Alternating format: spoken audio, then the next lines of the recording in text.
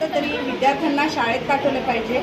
आज माझ्या या गुणवंत विद्यार्थ्यांमध्ये काही विद्यार्थी असे सुद्धा आहेत की ज्यांनी विदाऊट ट्यूशन म्हणजे 10वी पर्यंत त्या विद्यार्थ्यांना ट्यूशन नसताना सुद्धा त्यांनी उत्कृष्ट गुण असे घेतलेले आहेत। 95% 90% हे विदाऊट ट्यूशन घेतलेले आहेत। त्यामुळे मी असं सांगू इच्छिते की जो आता सध्या नांदेडमध्ये ट्रेंड सुरू आहे की नॉन स्कूलिंग ऑप्शन 9वी 10वी पर्यंत मुलांना शाळेत न जाता नुसतंच ट्यूशनला पाठवायचं, तर हे कुठेतरी थांबायला हवं। शाळेचं महत्त्व हे शाळेतच विद्यार्थ्यांना घडवू शकतं, शाळेत गेल्यावरच विद्यार्थी घडू शकतात। त्यामुळे मी हे सांगू इच्छिते की निदान पालकांनी 10वी पर्यंत तरी विद्यार्थ्यांना किंवा आपल्या पाल्यांना शाळेत पाठवायला। माझी शाळा 18 वर्षापासून कार्यरत आहे।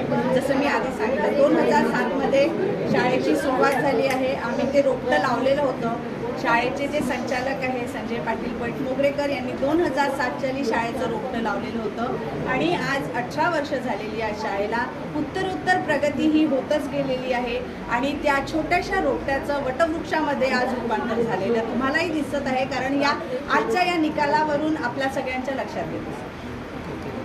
धन्यवाद।